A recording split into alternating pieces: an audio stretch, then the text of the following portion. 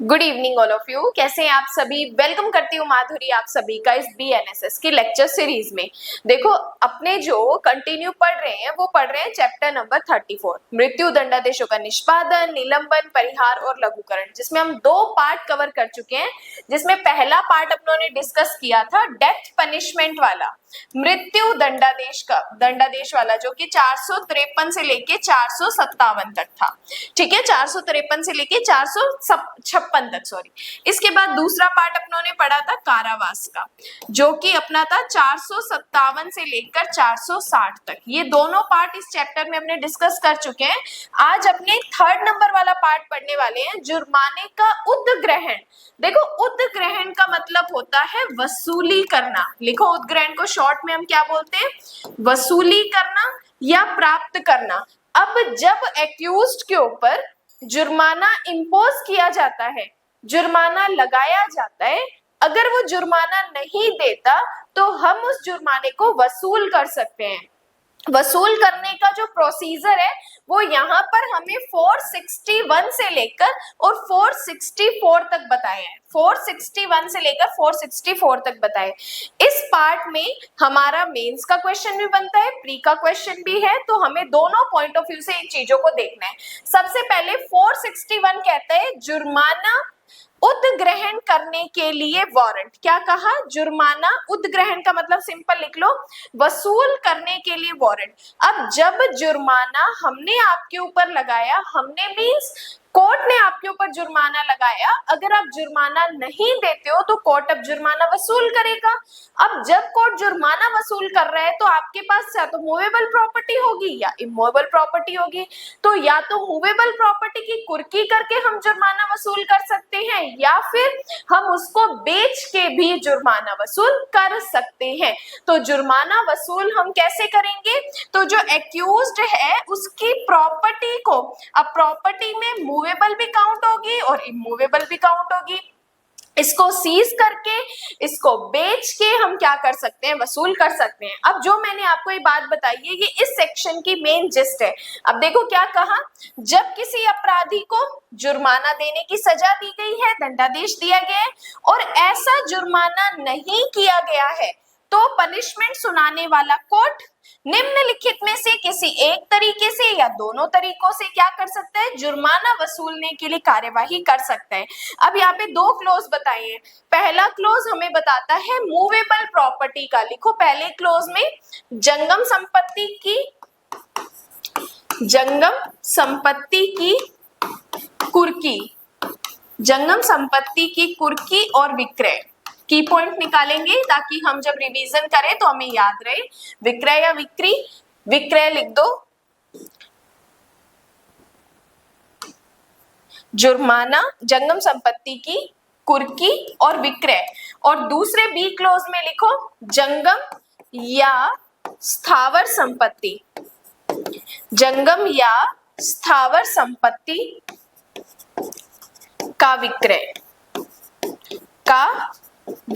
जंगम या स्थावर संपत्ति का विक्रय। अब देखो क्या कहा, अपराधी किसी भी जंगम संपत्ति की कुर्की और विक्रय द्वारा राशि वसूल करने के लिए वारंट जारी कर सकता है। कोर्ट यहाँ पे जब हमने आपके ऊपर जुर्माना लगाया, आप हमें नहीं देते हो, तो हम आपके अगेंस्ट वारंट जारी कर सकते हैं। वारंट कैसा? आपकी मूवेबल प्रॉपर्टी को कुर्क और विक्रय करने के लिए हम वारंट जारी कर सकते हैं। दूसरा कहता है जिले के कलेक्टर को एक वारंट जारी किया जाएगा जो उसे चल या अचल संपत्ति या दोनों से राजस्व के बकाया के रूप में राशि वसूल करने के लिए अधिकृत करेगा। अब यहाँ पे हम ऐसे डीएम को, जो उस लोकल ज्यूरिसडिक्शन का है, जिला मजिस्ट्रेट या जिसे हम कलेक्टर भी बोलते हैं, कलेक्टर को हम यहाँ पे क्या करेंगे? प्राधिकृत करेंगे और उसके पास ऐसा वारंट भेजेंगे और उस वारंट में लिखा होगा कि आपकी मूवेबल या इमूवेबल प्रॉपर्टी में से जितना भी रिवेन्यू है भाई वो वसूल कर लो, क्योंकि हम इस प्रॉपर्टी को कुर्क करने वाले हैं और इसको बेचने वाले हैं। तो जुर्माने का उद्ग्रहण किस तरीके से होता है? प्रॉपर्टी को कुर्क करके या प्रॉपर्टी का सेल करके। लेकिन प्रोविजो कहता है यदि दंडादेश में यह डायरेक्शन दिया गया है कि जुर्माने का भुगतान न करने पर अपराधी को कारावास किया जाएगा, और ऐसा अपराधी डिफॉल्ट रूप में पूरे कारावास की सजा ऑलरेडी भुगत चुका है तो कोई भी कोर्ट ऐसा वारंट जारी नहीं करेगा। देखो, जब जब जुर्माना देने में डिफॉल्ट किया जाता है, जुर्माना देने में व्यतिक्रम किया जाता है, तो व्यतिक्रम के लिए अलग से पनिशमेंट मिलती है। अब एक्यूज्ड तो ऑलरेडी वो पनिशमेंट भुगत चुका है, तो जब ऑलरेडी पनिशमेंट भुगत चुके हो तो यहाँ पर कोई भी कोर्ट वारंट जारी नहीं करेगा। और जब तक कि विशेष कारणों को दर्ज न किया जाए लिखित रूप में वैसा करना आवश्यक समझता है, जब तक कि डायरेक्शन 395 के तहत जुर्माने के रूप में या मुआवजे के रूप में भुगतान का आदेश नहीं दिया गया हो। तो जब तक कोर्ट को ऐसे स्पेशल रीजन से नहीं लगता तब तक कोर्ट वारंट जारी नहीं करेगा, और ऑलरेडी सजा भुगत चुके हो तब भी कोर्ट यहाँ पे वारंट जारी नहीं करेगा। तो जुर्माने का उद्ग्रहण करने के लिए हमें यहाँ पर चीजें बताई गई है।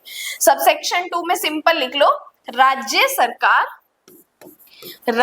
सरकार वारंट के एग्जीक्यूशन से संबंधित, निष्पादन से संबंधित तरीकों के बारे में नियम बना सकेगी। शॉर्ट में लिख लो, बाकी एज इट इज डायरेक्ट की लैंग्वेज लिखना जरूरी नहीं है। मतलब कि वारंट का एग्जीक्यूशन होगा कैसे, तरीका क्या है, कौन बताएगा हमें, स्टेट गवर्नमेंट बताएगी, राज्य सरकार बताएगी। बस इतना ही आपको सबसेक्शन 2 में ध्यान रखना है। देन बात करते हैं सबसेक्शन 3। सबसेक्शन 3 ने कहा कि जहां कोर्ट सबसेक्शन 1 के खंड बी के तहत कलेक्टर को वारंट जारी करता है, अपनों ने पढ़ा था कि जब अगर कोर्ट को लगता है तो मूवेबल प्रॉपर्टी है तो उसकी कुर्किया विक्रय के लिए वारंट जारी करेगी। और बी क्लॉज में कहा कि कलेक्टर को एक वारंट भेजा जाएगा जिसमें उसे बताया जाएगा कि अगर इसी मूवेबल या इमूवेबल प्रॉपर्टी है उसमें अगर कोई रिवेन्यू ड्यू है तो भाई रिवेन्यू वसूल कर लो, हम ये प्रॉपर्टी को कुर्क करने वाले हैं। तो जब कलेक्टर को कोई वारंट जारी किया जाता है तो कलेक्टर उस प्रॉपर्टी से रेवेन्यू के बकाया की वसूली से संबंधित कानून के अनुसार राशि की वसूली करेगा। जैसे कि ऐसा वारंट था जो कानून के तहत जारी किया गया एक सर्टिफिकेट हो, तो सबसेक्शन 3 में लिखेंगे कलेक्टर संपत्ति से रेवेन्यू मतलब राजस्व वसूल करेगा।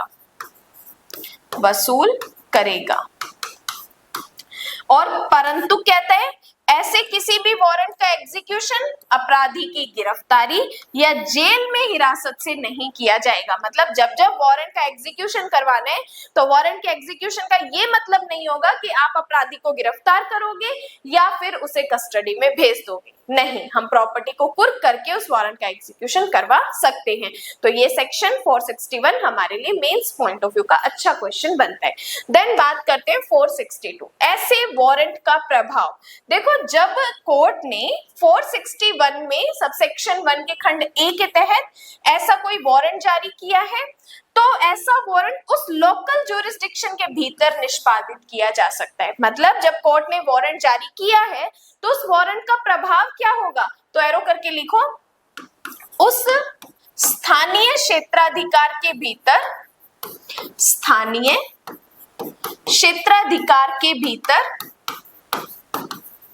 निष्पादित किया जाएगा।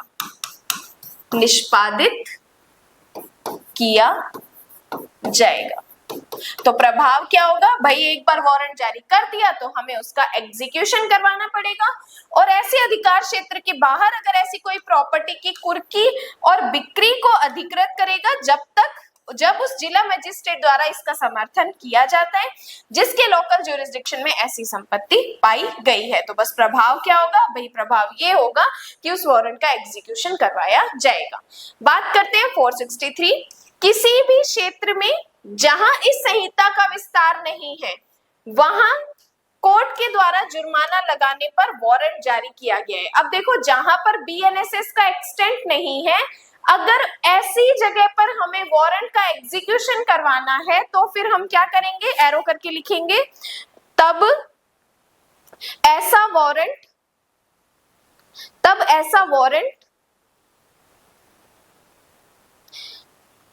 राज्य क्षेत्र के जिस पर इस संहिता का विस्तार है 461 सबसेक्शन 1 के खंड बी के अधीन जारी किया गया वारंट समझा जाएगा। तब ऐसा वारंट कैसा समझा जाएगा? जैसा 461 के सबसेक्शन 1 के बी क्लोज में जारी किया गया है। बस इतनी सी लाइन आपको लिखनी है, बाकी आप डायरेक्ट का स्किप भी कर सकते हैं। देन आ जाइए 464, कारावास के दंडादेश के निष्पादन का निलंबन। निलंबन का मतलब मैंने आपको पहले भी बताया था, स्थगन होता है, रोक देना, कि जब कारावास की पनिशमेंट दी है तो उसके एग्जीक्यूशन को रोका जाएगा। कब रोका जाएगा? सुनो, जब किसी अपराधी को केवल जुर्माने की पनिशमेंट दी गई है और जुर्माना नहीं देने पर कारावास की सजा दी गई है और जुर्माने का तुरंत भुगतान नहीं किया जाता है तो कोर्ट ऑर्डर देगा कि जुर्माना या तो पूर्ण रूप से आदेश की तारीख से 30 दिन से अधिक पर 30 दिन के अंदर देना होगा या 2 या 3 किश्तों में देना होगा। अब देखो, जब कोर्ट ने कारावास की सजा दी, अब उसको हम कब रोकेंगे? जब हमें कोर्ट यहाँ पे ऑर्डर दे सकता है कि भाई जो यहाँ पे जुर्माना है वो आप क्या कर सकते हो कि 30 दिन के अंदर आपको देना पड़ेगा। जब ऐसा कोर्ट ने ऑर्डर दे दिया, उस ऑर्डर की तारीख से 30 डेज में देना पड़ेगा, एक साथ, या कोर्ट आपको कह सकता है कि भाई ठीक है, अगर आपके पास नहीं है तो आप इंस्टॉलमेंट में भी दे सकते हो। तो आप क्या कर सकते हो? 2 या 3 इंस्टॉलमेंट में भी दे सकते हो। तो इंस्टॉलमेंट के बीच का जो टाइम पीरियड रहेगा, मान लो अगर 1 तारीख को आपने एक किस्त भरी है तो नेक्स्ट दूसरे महीने की, नेक्स्ट मंथ की उसी 1 तारीख को आपको इंस्टॉलमेंट देनी पड़ेगी।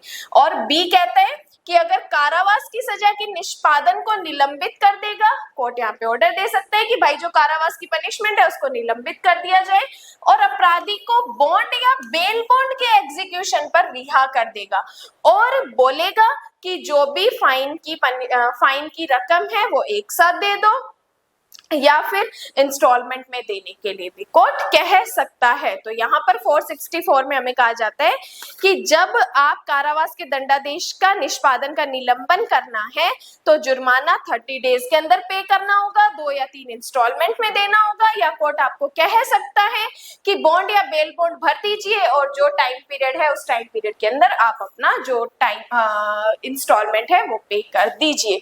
ठीक है। उसके बाद सबसेक्शन 2 कहता है कि सबसेक्शन 1 के प्रावधान किसी भी मामले में लागू होंगे जिसमें धन के भुगतान का आदेश दिया गया है जिसकी वसूली न होने पर कारावास की सजा दी जा सकती है। तो ये सेक्शन वहां पर लागू होगा जब जो प्रोविजन है कि जुर्माना न देने पर कारावास की सजा, तो वहां पर ये सेक्शन लागू हो जाएगा। ठीक है। तो ये यहाँ पर 461 से लेकर और 464 तक हमारा जुर्माने के उद्ग्रहण मतलब वसूली से संबंधित हम पार्ट पढ़ते हैं। इसके बाद नेक्स्ट पार्ट हम डिस्कस करेंगे जो कि हमारा 4th पार्ट है, वो डील करता है निष्पादन के बारे में साधारण उपबंध, जो कि 465 से लेकर 471 तक पढ़ेंगे। उसके बाद नेक्स्ट एक और पार्ट हमारा ई नंबर पार्ट बचा हुआ है, उसको डिस्कस करते हुए हम चैप्टर नंबर 35 की तरफ चलेंगे। तो टोटल हम इसमें 39 चैप्टर्स पढ़ते हैं, जो कि 39 चैप्टर्स में हमें बताया जाता है कंप्लीट इस BNSS के प्रोसीजर के बारे में। तो आगे का हम नेक्स्ट क्लास में डिस्कस करेंगे। और हमारी YouTube पे 59 रुपीज की मेंबरशिप जो चल रही है उसमें हम CPC में सेक्शन 2 कंप्लीट डेफिनेशन कर चुके हैं। आज लेक्चर आपको 3 से लेके 8 तक मिल जाएगा। उसके बाद टाइम टू टाइम वीक में 3 या 4 लेक्चर आपको CPC के अकॉर्डिंग मिलेंगे। बाकी आज के लिए धन्यवाद।